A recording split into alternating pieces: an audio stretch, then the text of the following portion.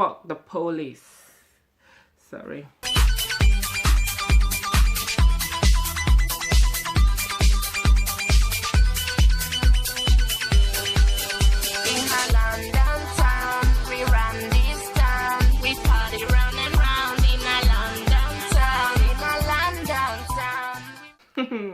Hello everyone, this is Frenchie. How you guys doing? I'm doing good. It's 3:21 a.m. and I'm like I need to do this video. I just watched Tail. I don't know if you guys heard about it. I actually heard about it when I was kinda watching BT. I wasn't really watching it, but I kinda watch it, and I heard about that series and I was like, okay, cool, one of the black people thing to watch and to look out for and everything. So yeah, I was excited about it and I was like, okay, let me see what this is all about. So I went on and watched it today. I know it came out like about a week ago. The first episode was about 2 hours long. So it's a series that's done produced by Irv Gotti and I believe BET also, but he's the executive producer. The concept is they choose some iconic hip-hop songs and they're going to like do a series around them. So I think it will be quite cool because there's a lot of songs that we know and that we heard and everything, and we see the music video, but really and truly we've been saying, oh, if that was a film, that would have been great, like, you know. So yeah, I think that would be cool. The first episode is titled Fuck the Police. Sorry. First episode is inspired by NWA hit song, you know, Fuck the Police. And it's very funny because during the first episode there is a scene where the main character is sitting in his room, and you know, you have like posters on the wall, and one of the posters it's NWA. But instead of NWA, it's CWA. So I was like, what does the C stand for? And then you have another one that's supposed to be like, I think it was Fidel Castro. But it looks like one white girl with short hair. Anyways. So yeah, so Tail, first episode, Fuck the Police.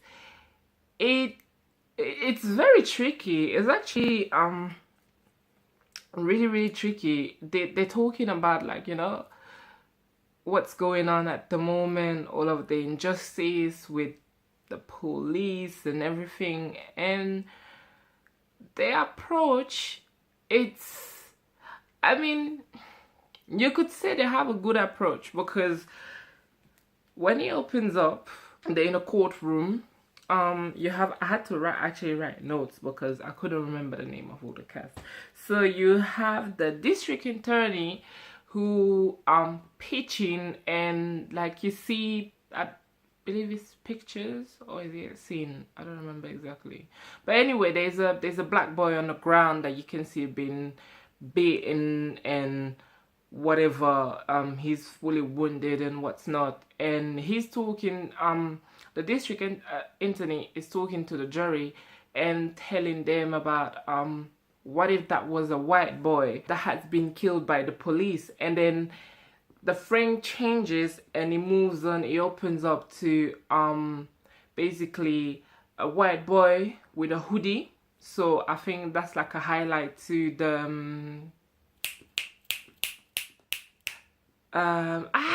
the name is gonna come. Shit. Oh damn. Trevor Martin. Yes. So I think that's like you know, they're talking about that story in particular. So the white boy come out, he's got his hoodie on, he's walking, and then he's been intercepted by two big tough police officers, black police officers, and they just begin to antagonize him, like share your ID, this and that, and they're just like pushing, and then they end up he's going to reach for his ID, and one of them just lift him up and slam him on the ground and bust his skull open, and he's trying to get up back and screaming for help and asking them if he's not going to help them and what's not. And they're like, no, we're not going to help you. And it's like, yeah, but I could be your son. Like, are you really not going to do that? And it's like, no, you could never be my son. You're just a piece of white trash or something like that. So I was like, okay, they went there. So yeah, I'm trying not to drag this too much, but I'm already at 7 minutes and I haven't said much. Anyways, so that's like the opening scene, and there is a guy watching from his window. Apparently it's like very early in the morning. There's a guy watching from his window and another white boy, and they apparently live in projects called the jungle. And where they are, they need passes to go from zone to zone, because apparently it's separated by, I mean, you have different zones. So you have the zone where the black people live, that's like the posh zone and whatever. Then you have the jungle where the white poor people live. So you need the pass to move as well as your ID. So this guy witnessed everything. The police come, there's an investigation. The district attorney is like, listen, boy's been killed. He's like a tiny little boy. I don't think he could have done anything against those police officers. So something is wrong there. Something is fishy. So he decides to actually go to court. So find out that there was a witness. So his whole story now will be for him to get the witness to come and testify. So that's what he tries to do during the whole episode. Yeah, so cutting a long story short. So you have the district attorney, you have Brady, which is the witness.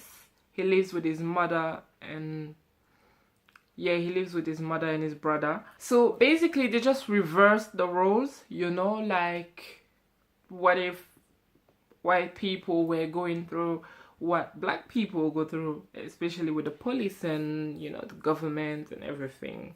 So I found that quite interesting. The only problem I have with that is that the show is long, but they drag out certain scenes and there is no really no character build up.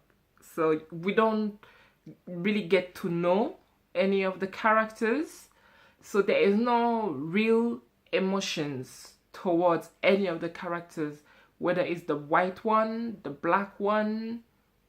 There's no emotion towards them because we just don't know them. I mean, there's a lot of things that could get cut out, but I guess I'm not the director, so I can't say. Yeah, so this guy, Brody, works for a black man, like an extremely rich black man who is also a TV presenter. And that TV presenter, he's like the elite of the black community and their free zone and whatever, because they call that zone the free zone where the black people live. And he's like, supporting the police and supporting the community, but he's trying to also deliver the news. And I think that's the irony there, because the way they've done it is like he's delivering the news exactly as it is, which is quite rare. But it's like that makes you think like, come on, you have all the facts and you can see that there's something wrong, but you still manage to find and make excuses for the police officer, because he's fully defending them. He's like, oh, you know how these white people are and you can't really trust them and this and that. And you're like, okay, but like you got a tape, because the boy that got killed first, the Trevor Martin boy, white boy, he managed to record an audio of everything that was happening. So the audio was leaked and they're playing it on TV. So you can clearly see that he was begging for his life. He told the guy that, listen, you could be my father. I mean, I could be your son. Would you really like just, not help me, knowing that you just slam me on the ground and my skull is wide open. Yeah, so the recording is out. Everybody can hear it. There's no chopping off and cutting, trying to hide evidence or whatever. It's really crystal clear, and you can totally understand that that boy had no ways of harming the police. But still, the TV presenter is going on like, yeah, these people, how they are and whatever, we can't trust them. We don't know what the police is facing whenever they go into the jungle. Their life are at risk and whatever. The police needs to be protected and what's not. Which is kind of a reflection of what's really going on, because everybody can see. I mean, nobody is stupid, nobody is dumb. We see the videos, we hear the audios, and whenever this goes to court, the case is dismissed. There's no charge. So I think that was a good highlight. But the point I was going to, yes, I remember now, is that this is a good approach, but I think that the network that the producer choose to air this show on is not the right network for it. Not only that is not the right network for it, but for that, I mean, that first episode should have been a whole concept of its own, away from the whole tale concept, because that whole show is not going to have the effect that it's supposed to be having. I think the show was made to basically like detail to some people and try and touch some people and say, listen, especially white people, and say, listen, this is what would happen if the situation was in reverse. How would you feel about it?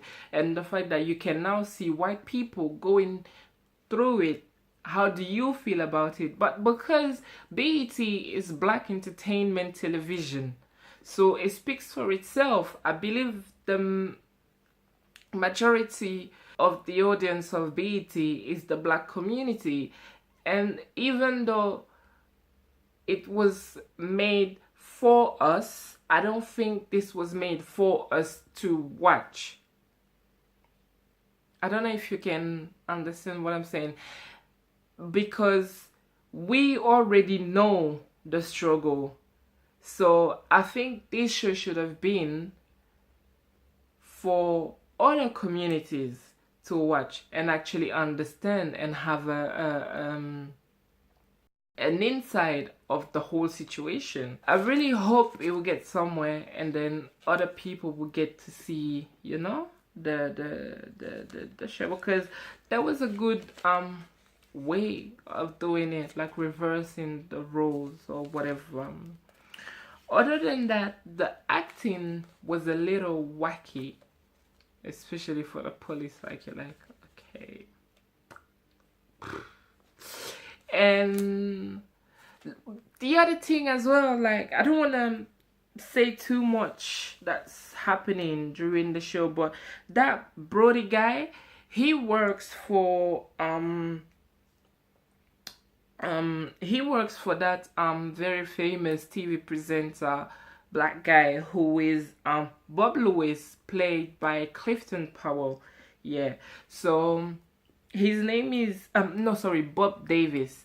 So on the show, so Brody works for Bob Davis, and he works in the kitchen, and for some reason he's got some kind of lust for Bob Davis' wife, and she also kind of sympathetic for his people, for his cause, understanding what he's going through.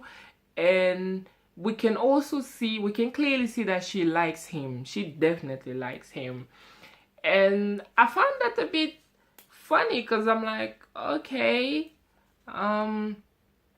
we're trying to show what would happen if the situation were in reverse, which I think if you watch it until the end, you could probably understand why there was a relationship between she and Brody. But I'm like, come on, with all the girls in the show, the first person that Brody, the white guy, would fall in love with or want to have anything to do with, the first female he would want anything to do with would be the black wife of the super boss. Like, come on. Because in reverse, that would show that basically these black boys, anywhere they go to any kind of high places, all they want to do is have a go at the white girl that is like on top, you know. And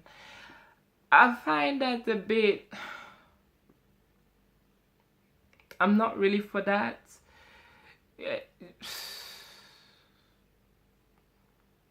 I mean, he could easily like have had a girlfriend in the jungle with him that understand his struggle, that he's trying to survive for or fight for, whatever, you know, them ones. But no, he had to be in love with the wife of his boss. And you know, like, but anyway, that's the show. So moving on now, I'm at 19 minutes already. Damn. Brody and the girl get into a relationship. The investigation is still going on. Police intimidation. There is a second murder. You know, like police harassing people again. The guy comes from the pub or the club or whatever. He's drunk. Police is like, female police officer, black female police officer is like, oh, you're really just gonna walk up drunk like that? And it's like, yeah, I just came from the pub, I'm going home. And she's like, oh, can I see your pass? Can I see your papers? And he's showing her, and he's like, okay, listen, if you're not going to arrest me, if you don't have anything else to do with me, let me just fucking go home. And she's like, what? And he's like, yeah, just let me fucking go home. And she's like, phew, on his face. And you can see once again, it's called just open up, fall on the ground, and that's it. It's gone. And anytime something like that happen, you just see them like stoic. They're not moving. They're just there. They don't really business. They call the ambulance because they have to, but other than that, they wouldn't do it. Which I think is probably the case in a lot of situation that happens, you know, like when black people get stopped and searched and whatever. They, you know, some of them are lucky, some of them are not so lucky and end up being treated very badly. I personally never ever had any form of bad encounter with the police, but I would have to say that when I went to America, even as a tourist, I was frightened. I was so scared. I was like, damn, what could happen? So yeah, it's not a nice feeling.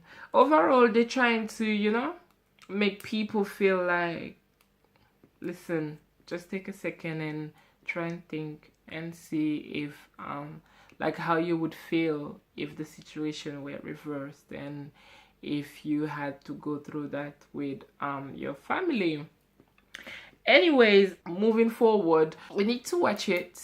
I think everybody should make their own opinion of it. And when I say everybody, I mean everybody, and especially white people. I urge you guys to watch it because it's not the best, because you cannot feel the emotion.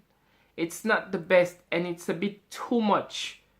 But then again, in real life is quite intense, but I think that the acting was a bit overdone.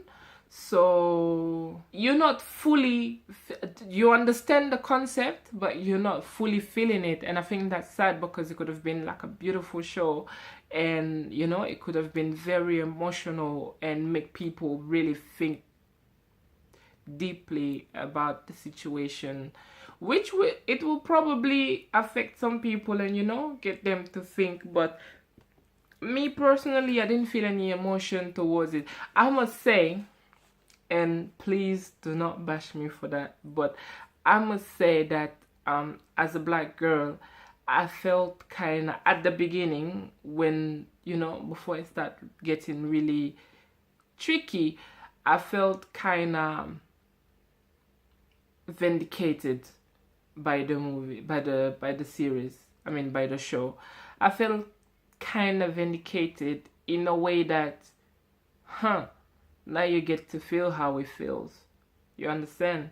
So, but that was like for half a second, and then I just got pissed off by a lot of things. But, you know, I gave it a chance, and I must say, I felt like a tiny little emotion at the end when something major happened to Brody. I'm not gonna say it in case you didn't watch it, but when something major happened to Brody, and it's like his brother was like, damn, and his brother just, you know, the mother just started crying, the brother just started crying, and you can see he had so yeah, he had his gun on him, and all his friends were there, and somebody came and told him, listen, this and that happened to Brody, and that's that. And he couldn't believe it, and he put out his gun and pointed it at the guy and was like, no, you're chatting shit and what's not. And the guy was like, no, it's true, I didn't do it myself, but this and that happened to Brody. And he was like, no, that's impossible and what's not.